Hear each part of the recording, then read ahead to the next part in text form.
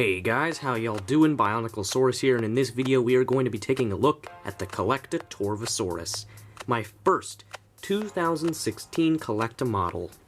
In general, this figure has an incredibly dynamic look. The pose is very fluid, and overall this looks like a very active, lively creature. The coloration is simple, but still looks quite nice, although I do wish that all these stripes and dots were a little less bold.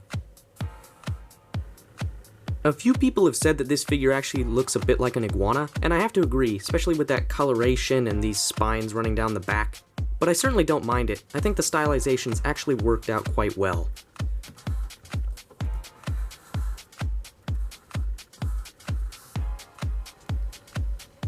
Of course, this is a deluxe figure from CollectA, and so it is quite large, although not quite up to the size of, say, the Tyrannosaurus we got last year.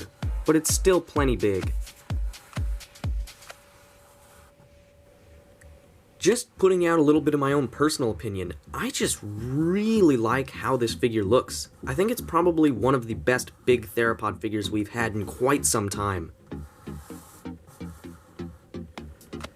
So, for overall appearance, I give this figure an A.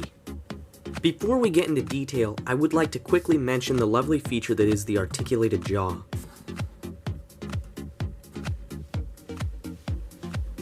The detail on this model is tremendously good, as the entire figure is covered in, as you can see, individually sculpted scales. All these little wrinkles and all the musculature is sculpted beautifully as well.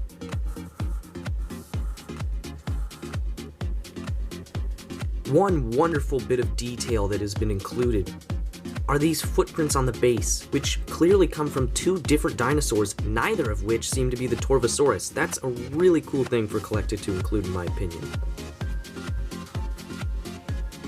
As with most of CollectA's figures, there is a cloaca included. I do think that the detail on the head is a bit lacking though. The eyes, the teeth, the interior of the mouth, the nostrils, ear holes, that's all done just fine, but in general, just the scaly texture is far less crisp and sharp looking on the head. To be honest though, it's not that big of an issue, and it certainly doesn't detract from the rest of the figure. So for detail, I give this figure an A-. I must say that this figure is actually very accurate. CollectA always does fairly good with accuracy, but this figure is just so close to flawless. The head is a bit shrink-wrapped, as you can see, although it's not too bad. Unfortunately, this seems to be an inaccuracy that's fairly consistent throughout many of CollectA's figures. Another minor gripe is that the tail is a bit too bendy.